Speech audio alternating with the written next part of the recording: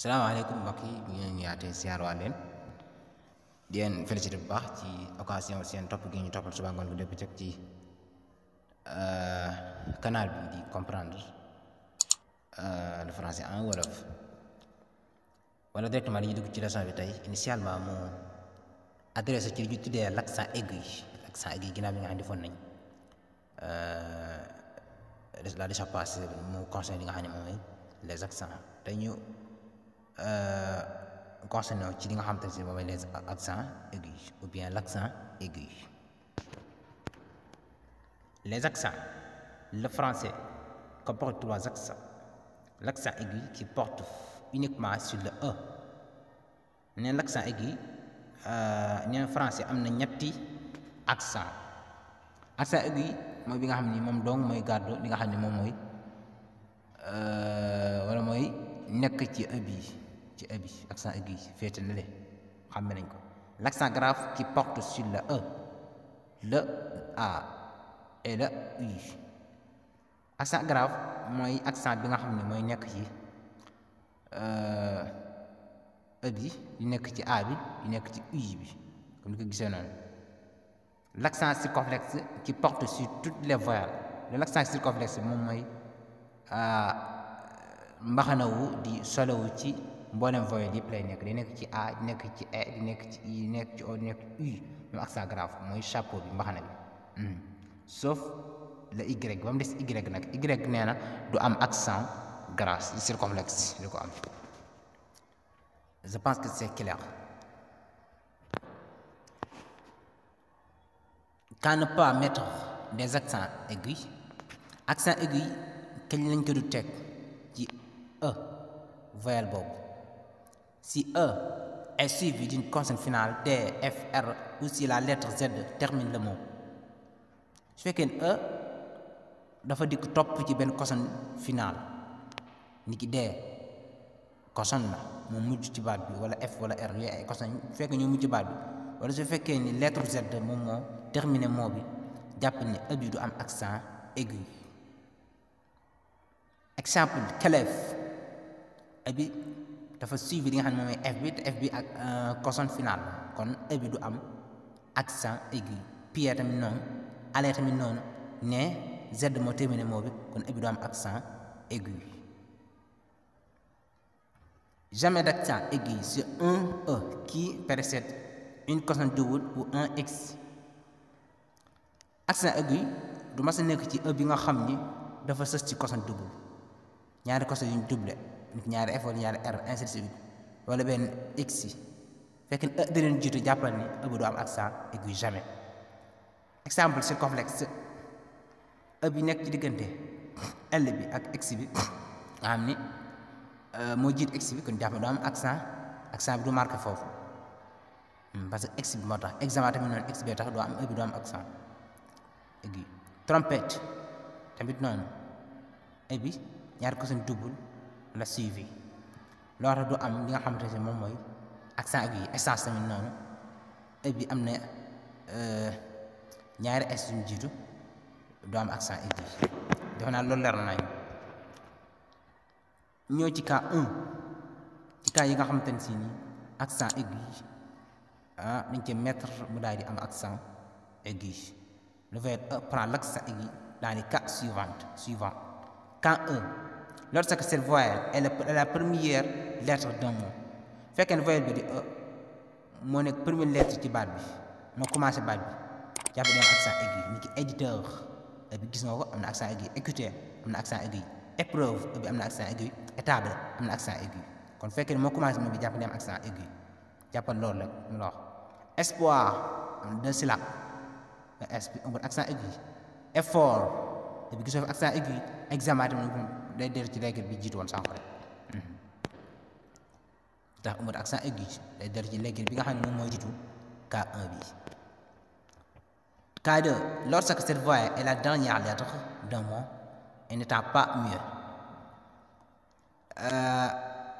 su fekkee ne voyelle bii di E moo nekk dernière lettre ci baat bi te nekkul muet et n'étant pas muet maanaam dañ koy liiraale ci moom jàppal ni E bi accent aigu bi day marqué y compris si le mot se termine par un pluriel avec s ou un e muet fekkee ne baat bi dafa jeexee fekkee baat bi waaye dañ ko yóbbu ci pluriel am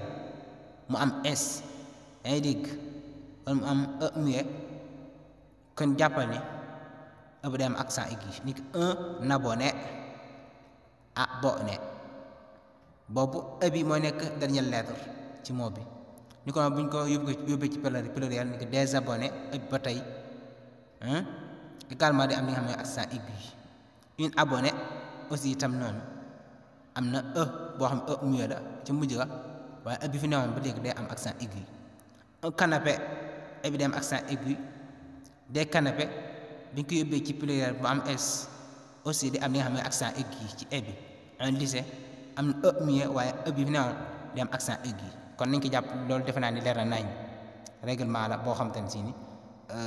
c'est très évident. Troisième cas, on trouve le E avec accent aigu en fin de mot sur les participes passés des verbes ER à l'infinitif. E bi dinañ gis accent aigu bi daal di marqué ci moom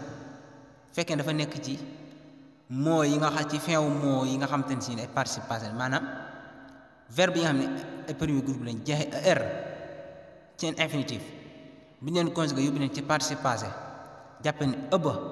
day am accent aigu bi ni ki chanté er la woon ca cosaan la infinitivement ba waaye bi ñu ko yóbbu ci participe passé ni ki chanté comme ni ko gisee nii ëbi day am accent aigu donné tamit noonu tué itam noonu ay accent ay participe passé moo tax ëbi day am accent aigu loolu règlement bi wax kon nañu jàpp loolu et c'est le participe passé du verbe être été mooy participe passé wu verbe être moo tamit été bi loolu tax day am accent aigu yi defe naa loolu leer na. Quatrième cas, toutes les fois que n'étant pas précède de G est suivi de A ou de O maanaam baat yi nga xamante ne si ni A wala E bi dafay dajeek A bi wala mu dajee fekk O bi jàppen E ba day am accent aigu moom exception océan exemple océan E bi danga gis ni dafa entretien ak A bi mu nekk ñaari voyelle kon E bi day am accent aigu ci lay gën a leeral sax océan xam nga bu fekkoon amul accent aigu dina am noo koy dee nu am nu par rapport ak bu amoon E bi océan gis na aléatoire E bi am na accent aigu parce que dafa entretien jàkkaarloo li nga xam ne moom mooy A bi alinéa tamit noonu alvéole kon day am accent aigu E bi auréole mu ngi noonu kon loolu defe naa leer na E bi wala A bi wala E bi boog su fekkee dafa entretien jàkkaarloo li nga xam ne mooy A wala mu entretien li nga xam ne moom mooy O dafa am accent aigu mooy tax sax mu gën a neexal lire exception ce soir da nga ne ma lu tax E bi foofu jàkkaarloog O bi te amul accent aigu nga ne loolu exception la seetale ci. Cas 5 sur l'initiale dans le cas où le mot simple avec lequel elle entre en composition commence par une voyelle ou un H muet maanaam mooy yi nga xamante ne dañu commencé rë ci biir cas boo xamante ne si ni moo simple la mu ne ci composition boo xamante ne si ni maa dañuy renouveler maanaa bi sens bi dañuy renouveler ni ki exemple élection ñoo renouveler sens bi ne réélection yaa ngi dégg kon bu ñu dugalee rë rek e bi e boobu xam ne day jàkkaaroog beneen da fi fekkaat beneen voyelle kon e boobu day am accent aigu ni ki réélection ni ko noonu fekkoon H muet la as boobu bu ñu ko liiraale ni ko as aspiré waaye as bu ñu dul liiraale mu muet bu moo bi moo nekk ci moo bi wala moo nekk ci cosaanu moo bi carrément ni ki habilité kon bu boobaa jàppal ni bu boobaa jàppal ni yow bu ñu dugalee ra pour renouveler sens bi e bi day am accent aigu loolu leer na réaction yi itam noonu action la woon ñu dugal ra jàpp ne rë bi nekk ci e bi ci ne day am accent aigu day marqué ñu gis mu nekk réaction ni ko organisé la woon te cosaan la infinitivement kon bu ñu réorganisé e bi day am accent aigu yi réunir itam noonu defe naa loolu leer nañ ba tey ñu nekk ci note sur le cas 5 ba léegi On met aussi cet accent dans les mots suivants, bien qu'il commence par une consonne. Re ne signifie pas de nouveau. xam nga fee dane woon fekkee ni mot bi dafa commencé voyelle wala hh muet waaye bi fekkee ni dafa commencé consonne neen nga jàpp yii ni da ngay gis ni fekkee ni renouveler sens bi dañoo tax a jug ba tax ñu dugal re kon ba ëbba day am accent ba léegi te mu wax la faire commencement voyelle wala hh muet ba nga jàpp ni foofu kese day am mu ne ak yii consonne nañ commencé waaye boo duggee re day am accent aigu ni que réconcilier ndax concilier woon ñu dugal re kon day am accent aigu réconciliable aussi tamit noonu réchauffé tamit noonu réchauffement yëpp ëpp day am accent aigu kon yëmut ca la nga xam ne moom mooy commencement voyelle ba wala commencement hh muet ba. Cas 6, il marque le son avec les préfixes de mais près